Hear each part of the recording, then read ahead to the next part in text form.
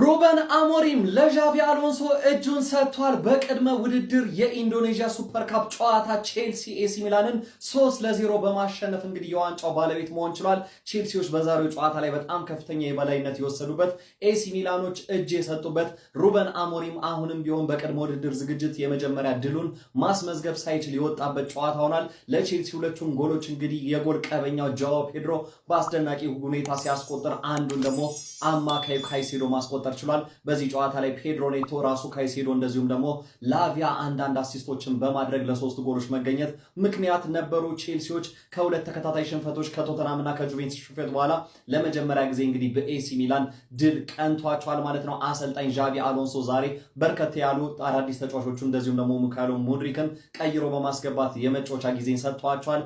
ዣቪ አሎንሶ ጥሩ የሚባል ውጤትን በፕሪሲዝኑ ያስመዘገበበት ጨዋታ ሆኖ አልፏል። ለማንኛውም ስለ ቼልሲ ድል ምን ትላላችሁ? ሀሳብ አስተያየታችሁን ኮሜንት ሴክሽን ላይ አጋሩኝ። ሜዳ ስፖርትን ፎሎ ማድረግ እንዳትረሱ። አጣይ ማን ናውጣ። ዛሬ ነው የምንቀጥለው። ካቆም ምንም ነገ ብሎ ነገር ናውጣ። ዛሬ ነው የምንጫወተው። ዛሬ ነው የምንቀጥለው። ምንድነው ያደረጋችሁት እናንተ? እንዲህ እኔ መቼ እኔ ይሄን እኮ ነው የፈለኩት። ይሄን አይደል የጠየቁት? ሌላ ነገር ጠየቁ አልጠየቁ እረካው። የፕሪሲዝኑ ቁጥር አንድ የሆነ ጨዋታ ማለት ይሄ ነው አባ። ምን ከነክሊንሺቱ ኤስ ሚላንን አንኩረን ለቀቅ። የታባሽ እንደሌላው ቀን መስሏት እንዲህ ወዳጅነት ምን አምለት ነው የምን አባሽ።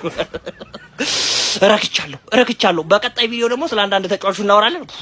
ረካውን ማለት ማን ምን አይነት ጽድት ያለ ጨዋታ ነው ያየነው። ወንዳው እንዲሆነ ቲም ነው ያለኝ ስለ በምክንያት ነው። እያንዳንድ ዣቪ አሎንሶ ምን ማድረግ እንዳለበት ያውቃል። የሁሉንም ታክቲክ ሲፈትን ነው የነበረው። ተረዳኛ።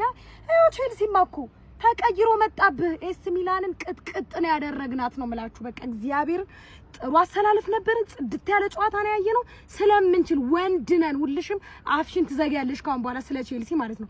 ፕሪሚየር ሊግ ላይ እንደዚህ አይነት ሲዝን ነው የምታሳልፉት። ሁልሽም በቼልሲ ያስለቅስሻል ቆሞ እንዴ። በቃ ይሄ ነው የኛ ቲም። ጀነን ብዬ ነው ማወራው ነው ስለ ቼልሲ። ምንድነው እዚህ እየመጣፍክን ምትረጥና ጃምበላ።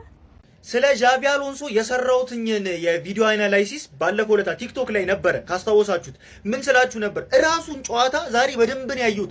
ባለፈውም ሐሳቡ ግራ ገብቶን የነበረው እዛ ቦታ ላይ ሃቶን ሲያስጫውተው ስለነበር ምን እንደሚያደርግ ግራ ገብቶ ስለነበር ነው። ዛሬ ፓሌስትራን እዛ ጋር አጫወተው። እኔ አንድ ነገር ልንገራችሁ። አሰልጣኝ የሚፈልገውን ተጫዋች ስታመጣለት ተጫዋቹ ምን ያክል አክቲቬት ሊያደርገው እንደሚችል የሆነ ነገሩን ነካክቶ በቃ እንዲሰራ በጣም ጎበዝ እንዲሆን ሊያደርገው እንደሚችል ዛሬ እኔ በፓሌስትራ ይቻሉ። ኧረ በስማ ፓሌስትራ በጣም ትችላለህ። ዣቪ አሎንሶ ትክክለኛ ፊርማ። እኔ አላውቀውም። ዣቪ አሎንሶንም አድንቁት።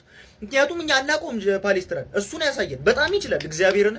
ሌላው ደግሞ እንደውም እድለኛ አልነበረም ጃኦ ፔድሮ። 2 ጎል ምናምን ያገባ ነበር። ከዛም በላይ ያገባ 3 ጎል ማለት 3 ጎል ያገባ ነበር። ከዛም በላይ ግን 2 ጎል አግብቷል። ምርጥ ጨዋታ አይተናል። በጣም ከምንም ነገር በላይ ክሊንሺት መውጣታችን በጣም የሚገርም ነው። በጣም በነገራችን ላይ ሞሴስ ካይሴዶ አይችልም። እሺ ኳስ ኢንተርሴፕሽን ብቻ ነው የሚችለው። ኳስ አይችልም። እሺ ያያችሁት ምናምን ካይሴዶ አይደለም። ሲጠቁርባችሁ ላቪያ ምናምን ነው። ላቪያ ራሱ በጣም አሪፍ ነበር፣ ግን ላቪያን ነው ካይሴዶ አይደለም። ይሄ የተንበረከከው እሱ አይደለም። እሺ አይችልም። እሱ አይችልም። ይሄ ይችላል መሰለኝ እና ይሄኛው ካይሴዶ አይደለም። እዚህ ጋር ደግሞ ቆሞ የምታዩት ተጫዋች አይሸጥም። እሺ ፈልገን አይደለም እኛ። ኔቶ የሚሸጥ ተጫዋች አይደለም። የዣቪ አሎንሶ ትክክለኛው ሰው ኔቶ ነው።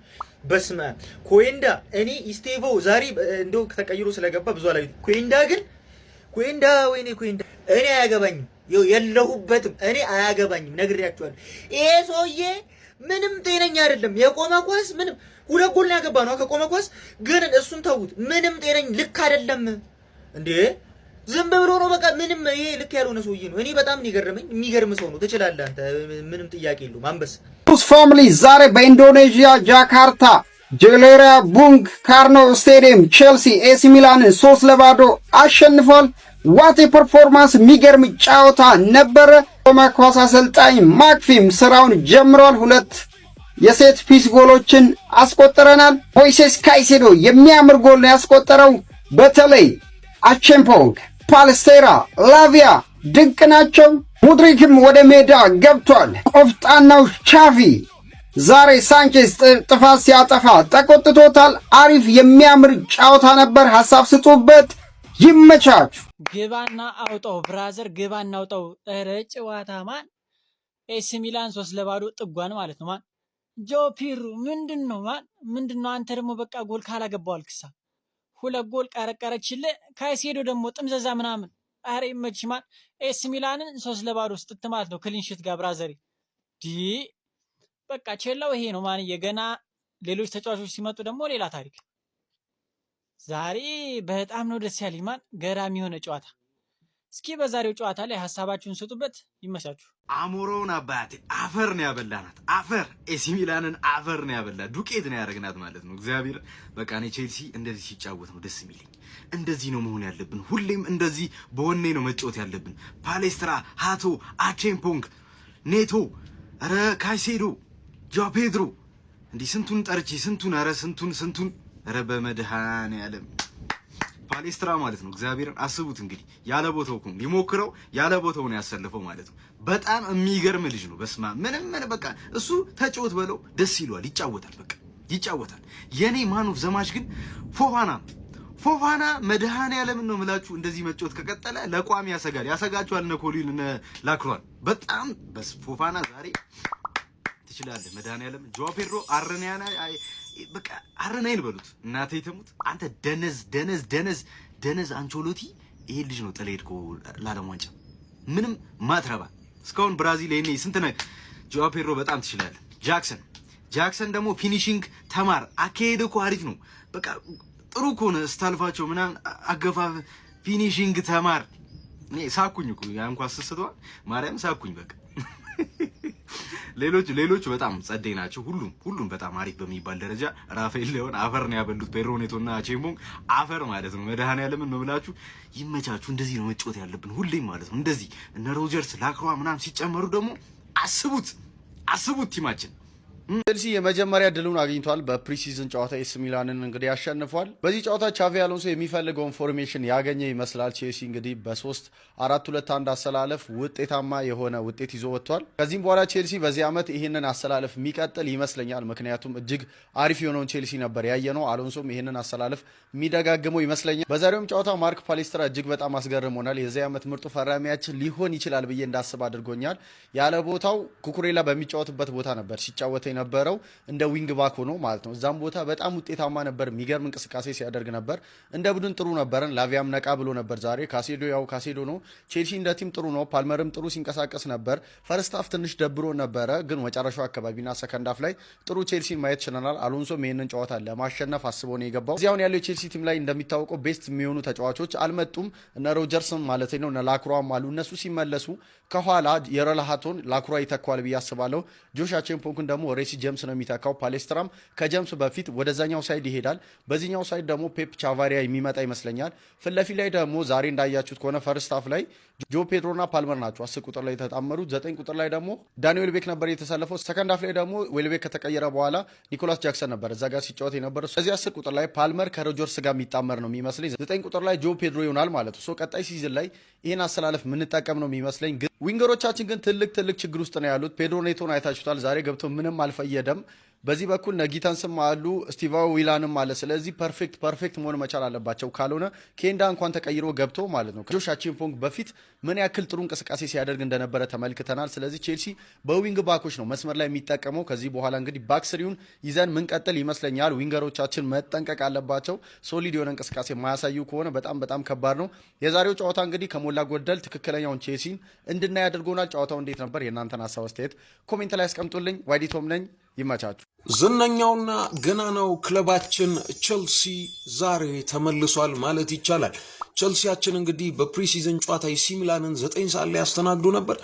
ዘርሮትን የወጣው አባቴ ኖካውትን ያደረግነው። ለማንኛውም ግን ሁሉም የቼልሲ ደጋፊ ማየት የሚፈልገውን ቼልሲን ነው ዛሬ ያየው፣ ተጫዋቾቹም ጭምር ማለት ነው። ይህን እንቅስቃሴያቸውን ነበር የምንፈልገው። ዲቴል ሁሉም ተጫዋች ቆንጆ። ቶሲን ከሌለ እኮ ክሊንሺት አለ እኮ እዚህ ቲም ውስጥ አያችሁልኝ አይደለ? በቃ ጆቫኒ ኩዌንዳ እነ ፓሌስትራ ላቪያ ምን አለ ሁሉ ጊዜ እንደዚህ ሙሉ 90 ደቂቃ ብትጫወትልን። ካይሴዶ ስላንተ እኔ ደክመኛል፣ እንደ አዲስ መናገር አልፈልግም። ጆ ፔድሮም እንደዛው አዲስ አይደለም። ጆ ፔድሮ ለኛ እንደዚህ አይነት ነገሮችን ሲያደርግ ግን የጨዋታው ማን ኦፍ ዘማች ላሳያችሁ። ይኸውልህ እዚህ ጋር ጀነን ብሎ ቆሞልሃል የኔ የጨዋታ ኮከብ። የቼልሲ ቤተሰቦች እንግዲህ ከቆመ ኳስ 2 ጎል አስቆጥረናል። ቀጣይ ዓመትም ይቀጥላል። ይመቻችሁ። ኤስ ሚላንን 3-0 ማሸነፍ ችለናል። በዛሬው ጨዋታ ላይ ያየሁትን የተወሰነ ነገር እኔ ያጋራችኋለሁ። እናንተም የእናንተን ሐሳብ ኮሜንት ሴክሽን ላይ ያስቀምጡልኝ። በመጀመሪያ ደረጃ ዌልቤክን ለምን እንዳስፈረም ነው ግልጽ ነው። ጃዋ ፔድሮ ያገባቸው ሁለቱ ኳሶች ከቆመ ኳስ ነው። ፕላስ ሁለተኛ ያገባትን ኳስ አይታችሁ ከሆነ ተከላካዩ ሙሉ ትኩረቱ ዌልቤክ ላይ ነበር። ጃዋ ፔድሮ ከኋላ ነው መጥቶ ማግባት የቻለው። ስለዚህ እንዲህ አይነት ጨዋታ ላይ ስለሚያስፈልግ ነው የመጣው። ሌላኛው ጆቫኒ ኩዌንዳ የሚገርም ልጅ ነው ባይዞ እድል እየተሰጠው ሲሄድ እድሎችን እያገኘ ሲሄድ ሞር ሊጉን እየለመደ ሲሄድ ያበደ ድሪብለር ነው የሚሆነው። ሌላኛው ስቲቫ ዊሊያን እመኑኝ ቀጣይ ዓመት ትልቁ መሳሪያችን ብዬ ከማስበው አንዱ እሱን ነው። የምሬን ነው የምላችሁ። ሌላኛው ላቪያ ነው። ላቪያ ለመጀመሪያ ጊዜ 90 ደቂቃ ተጫወተ በቼልሲ ቤት። አይ ቲንክ እንደዛ መሰለኝ ካልተሳሳትኩ አርሙኝ። ጥሩ ፐርፎርማንስ ማለት የሚሰጣቸው ይሄ አረበስ ላይን ብሬክ ፓስ የሚባለው ረጃጅም ፓሶቹ ያበዱ ነበሩ። በቃ ከካይሴዶ ጋር ፏ ብለው ነበር ሲጫወቱ የነበረው። ሌላኛው ካይሴዶ ነው። ስለ ካይሴዶ ምንም አናወራም የተለመደ ስለሆነ የሱ። ሌላኛው ማርኮ ፓሊስትራ ምን አይነት ልጅ ነው ያገኘነው። የምሬ ምንም አይከብደውም። ሊጉ እንደማይከብደው እርግጠኛ ነኝ እኔ። ምርጥ ልጅ፣ በተለይ ማጥቃቱ ላይ እንዴት አባቱ እንደሚያምር። መከላከል ላይ የሚቀሩት ነገሮች አሉ፣ ያው እያሻሻለ ስለሚሄድ ምርጥ ነው የሚሆነው። ዛሬ አይታችሁት ከሆነ በሌፍት ዊንግ ባክ በኩል ነው የተጫወተውና ያበደ በቃ በሁለቱም ሳይድ በደንብ መጫወት ይችላል። ሌላኛው ኒኮላስ ጃክሰን ቼልሲ ቤት ውስጥ ጃክሰን፣ ጃኦ ፔድሮ እና ዌልቤክ ናቸው በቃ መቅረት ያለባቸው። ሌሎቹ በውሰት መሰጠት አለባቸው። እነ ሙድሪክ በውሰት ነው መውጣት ያለበት። የምሬን ነው ገና የሚቀረው ይመስለኛል እሱም በውሰት መውጣት። እና አንሴልሚኖ እነ ሳር ምናምን በውሰት መሄድ አለባቸው የሚል የራሴ ግምት አለኝ። ሌላኛው ጆሻ ቼምፖንግ ጥሩ ነበር። ያው ጃኦ ፔድሮ እንደተለመደው በሁለት ጨዋታ 5 ግቦችን ማግባት ችለዋል። እንግዲህ ቀጣይ ዓመትም ያምናውን በደንብ እንደሚደግመው እርግጠኛ ነኝ። ይመቻችሁ። እስኪ እናንተ ደግሞ ያያችሁትን ኮሜንት ሴክሽን ላይ ያስቀምጡ። ዛሬ ቼልሲ ምናልባት ደጋፊው የሚፈልገውን ያው አሸንፏል። 3-0 ኤሲ ሚላንን አሸንፏል። በፕሪሲዝን ጥሩ እንቅስቃሴ ማድረግ የቻለበት ጨዋታ ነው ዛሬ። አሰላለፉ ዋናው ቡድን ላይ ሊጠቀማቸው የሚችላቸውን ተጫዋቾች 70-80% ተጠቅሟቸዋል በዚህ አሰላለፍ። ስለዚህ ጥሩ የሚባል እንቅስቃሴ ማድረግ ችሏል። 3 ጎሎችን አስቆጥሯል። እኔ ቡድኑ እየተሸነፈ ሲሄድ የኔ ጭንቀት የነበረው መሸነፍ እንዳለ ሆኖ እንኳን ጎል ማስቆጠር ለመቻላችን በጣም ከባድ ነው። ከዛ ውጭ ግን የክፍተቶቹን፣ ችግሮቹን፣ ድክመቶቹን ታክቲክ መስራቷ ለመስራቷን የሚያይበት ጊዜው ስለሆነ የፕሪሲዝን መሸነፉን አልጠላም ነበር። በተደጋጋሚ ሰርቻለሁ። እንግዲህ ያለፉትን ጨዋታዎች በተለይ ሁለት ተከታታይ ጨዋታዎችን ተሸነፈ ብላችሁ አሎንሶ አውት ያላችሁ አሁን ደግሞ አሎንሶ ንጉስ እንደምትሉ አልጠራጠርም። ምክንያቱም በዛሬው እንቅስቃሴ ሁሉም ደጋፊ ማየት የሚፈልገው እንደዚህ አይነት ቡድን ስለሆነ እንደዚህ አይነት ፐርፌክት ቡድን ለማየት ደግሞ የግድ መሰራት አለበት። ስለዚህ ስራው ላይ ነው። አሁንም ገና ነው ቡድኑ። አሁንም መሻሻሎች ይቀሩታል። አሁንም ብዙ ነገር ይቀራል። ፓሌስትራ ምርጥ ፈራሚ፣ በቃ ምርጥ ለራሱ አጫዋት የሚሆን ምርጥ ልጅ ነው። ኩዌንዳም በጣም ጥሩ ተጫዋች ነው። ላቪያ ከጉዳት ነፃ ከሆነ በቃ ላቪያ ነው፣ ምንም ነገር የማይወጣለት ምርጥ ነው። ጃው ፔድሮ ነው በቃ የቼልሲ ወሳኙ ተጫዋች። ፓልመርም በጣም ጥሩ ሆኖ ተሻሽሎ ወደ አቋሙ እየተመለሰ ነው ያለው። ስለዚህ አሁንም ገና ነው ቡድኑ፣ ገና እየተሰራ ነው የሚሄደው። ዛሬ የነበረው እንቅስቃሴ በጣም ጥሩ ነው። ከዚህ በኋላም ደግሞ አዲስ ፈራሚዎችንም ቀላቅለው ቀጣይ የተለያዩ እንቅስቃሴዎች ከዚህ የተሻለ ቡድን የምናይ ይሆናል። እስቲ ሰሞኑን ተሸነፈ ብላችሁ ጨርቃችሁ ልጥሉ ደርሳችሁ የነበራችሁ ቼልሲ ደጋፊዎች ዛሬ ምን ተሰማችሁ? ምናልባት በዚህ ጨዋታ ለፕሪሚየር ሊግ ነጥብ ይደመርልን እንደሆነ አላውቅም፣ ግን ይሄ ማሊያ በጣም ነው የወደድኩት።